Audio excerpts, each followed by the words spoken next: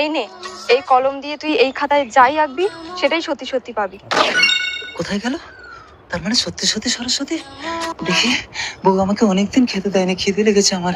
একটা আম আঁকি তো। এই আম। সারা সত্যি সত্যি আম হয়েছে তো, খুব খিদে লেগেছে, আমটা খেয়ে নি। সত্যি সত্যি আম হয়ে গেল।